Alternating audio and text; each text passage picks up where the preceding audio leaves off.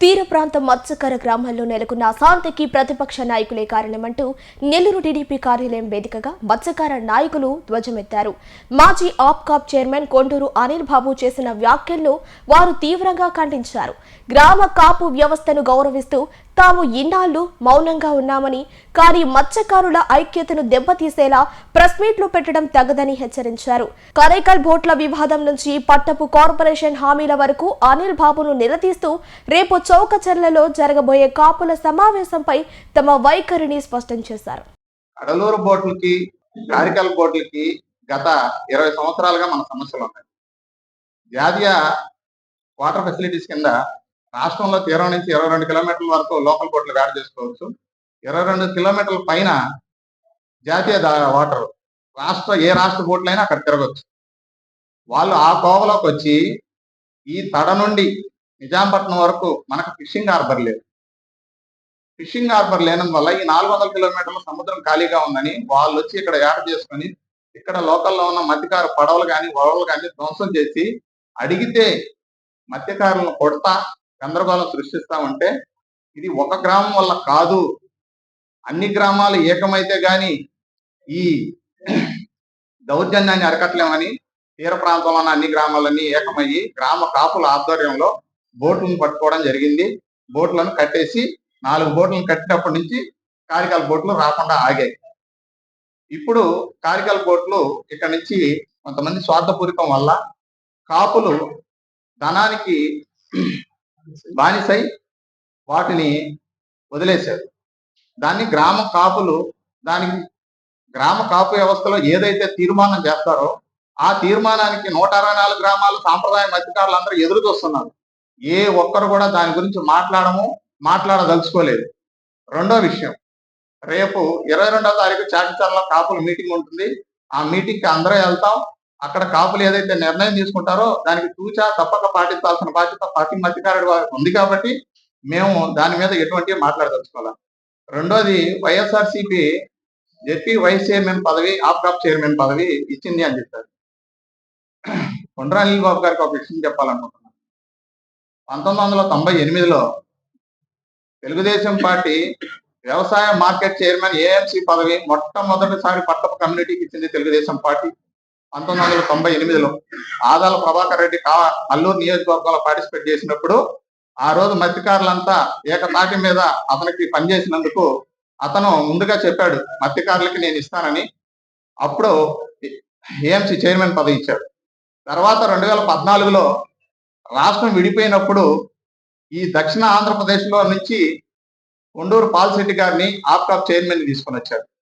ఈ 2 రాష్ట్రంలో గుర్తింపు తీసుకొచ్చిన ఏకైనా ఒక పార్టీ ఉందంటే నెల్లూరు జిల్లా, బాపట్ల జిల్లా, ప్రకాశం జిల్లా, తిరుపతి జిల్లా మత్స్యకారులకి అది కేవలం తెలుగుదేశం పార్టీ మాత్రమే. ఈ రోజు కొండూరు అనిల్ బాబు చెప్తా ఉన్నారు, మీరు ఏ పార్టీ వల్ల ప్రయోజనం జనాల్లోకి వెళ్ళారు? మీరు కాంగ్రెస్ పార్టీలో ఉన్నారు. కాంగ్రెస్ పార్టీ తర్వాత 2008లో ప్రజారాజ్యంలోకి వెళ్ళారు. ప్రజారాజ్యం తర్వాత ప్రజారాజ్యం మళ్ళీ కాంగ్రెస్ లో విలీనం అయితే నేను కాంగ్రెస్ లో పనిచేయలేనని చెప్పి ఇక్కడున్న తెలుగుదేశం పార్టీ నాయకులతో మీరు మాట్లాడుకొని ఒప్పించుకొని ఆ రోజు మళ్ళీ తెలుగుదేశం పార్టీలోకి వచ్చారు. 2014 జగన్మోహన్ రెడ్డి వైఎస్ఆర్సీపీ పార్టీ పెట్టినప్పుడు మీరు మత్స్యకార గ్రామాల్లో ఏం చెప్పారు? మత్స్యకార గ్రామాల్లో 2018లో జగన్ పాదయాత్రలోకి వచ్చినప్పుడు పట్టపు కార్పొరేషన్ ఇస్తాను, బీసీ సాధికారిక కార్పొరేషన్లు ఉన్నాయి, ఆ కార్పొరేషన్లు కాకుండా కుల విభజన పరంగా నేను కార్పొరేషన్లు ఇస్తాను, మీ పట్టపు కార్పొరేషన్ కి 1,00,000 మంది జనాభా ఉంటే మీకు ఒక కార్పొరేషన్ ఇస్తా, 100 కోట్ల నిధులు ఇస్తా, మీ మత్స్యకారుల్ని మీ కులాన్ని డెవలప్ చేసుకోమన్నారు. జనాలు అందరూ ఎగబడ్డారు. ఎగబడి మీ అందరికి ఓట్లు వేశారు. మీరేం చేశారు? పట్టపు కార్పొరేషన్ తీసుకుని వచ్చారా? పోనీ 100 కోట్ల అమౌంట్ ఏమైనా డెవలప్ చేయడానికి అవకాశం ఇచ్చారా? అగ్నికుల క్షత్రియ, వన్నికుల క్షత్రియకి ఇచ్చి పట్టపు, జాలరి, నెయ్యాల, ఓడబలిజ 4 కమ్యూనిటీలను కలిపి ఒక చైర్మన్ చేసి ఆ చైర్మన్ కూడా ఇతరులకు ఇచ్చారు. ఏ ఒక్క మత్స్యకారుడికైనా మీరు న్యాయం చేయగలిగారా?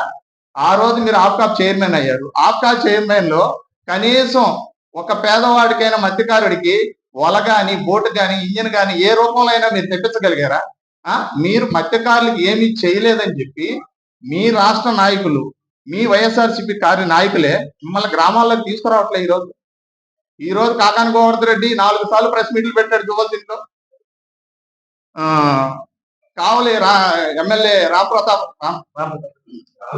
రామరెడ్డి ప్రతాప్ రెడ్డి గారు 2 మాజీ ఎమ్మెల్యే 2 సార్లు ప్రెస్ మీట్ పెట్టారు. ఈ 6 వాళ్ళు ప్రెస్ మీట్ పెట్టిన దాంట్లో కొండూరు అనిల్ బాబు ఎందుకు దువ్వలతిని ఫిషింగ్ హార్బర్కి రాలేదు? కావలి నియోజకవర్గంలోకి ఎందుకు మీరు తీసుకురాలేదు? సర్వేపల్లి కాకాని గోవర్ధన్ రెడ్డి జిల్లా అధ్యక్షుడిగా ఉండి ఎందుకు మత్స్యకార నాయకుడైన కొండూరు అనిల్ బాబుని తీర ప్రాంతాల్లోకి తీసుకురాకుండా ఆగిపోయారు? మీరు చేసిన అన్యాయం ప్రజలు తిరగబడతారని అతన్ని తీర ప్రాంతాల్లోకి రానియకుండా మీరు ఆపేశారు. మీరు ఇన్ని తప్పులు చేసి ఆ తప్పు తెలుగుదేశం పార్టీ మీద వేస్తున్నారు ఎందుకు? మీరు చెప్పండి, మీరు దీనికి సమాధానం చెప్పండి. ఇంతమంది మీడియా వాళ్ళు అడుగుతున్నా, ఇన్ని మీడియాల్లో కొండూరు అనిల్ బాబు ఏ రోజైనా మీకు పార్టీ కార్యకలాపాల్లో కనబడ్డా? ఎక్కడా కనబడలా. కొండూరు అనిల్ బాబు ఒకరోజు సింగిల్ గా ప్రెస్ మీట్ పెట్టాడు, ఏ నాయకుడు సంబంధం లేకుండా. ఈ రోజు కోవూరు నియోజకవర్గ పరిధిలోని ఒక 2-3 మత్స్యకారుల నాయకులను పెట్టుకుని ప్రెస్ మీట్ చేపించారు. ఎందుకు? మీరు ఆ రోజు చేశారా? ఆప్కాప్ చైర్మన్ గా ఉన్న మీరు ఈ రోజు గ్రామాల్లోకి రావడానికే మీ నాయకులు రిపీట్లే. అట్లాంటిది మీ నాయకుల ద్వారా గ్రామాలని డెవలప్ చేస్తారని మీరు ఏ విధంగా మాట్లాడుతున్నారు? మీ ఉనికి కోసం, మీ మనుగడ కోసం ఈ రోజు మత్స్యకార సమాజ వర్గాన్ని దయచేసి వాడుకోబాకండి.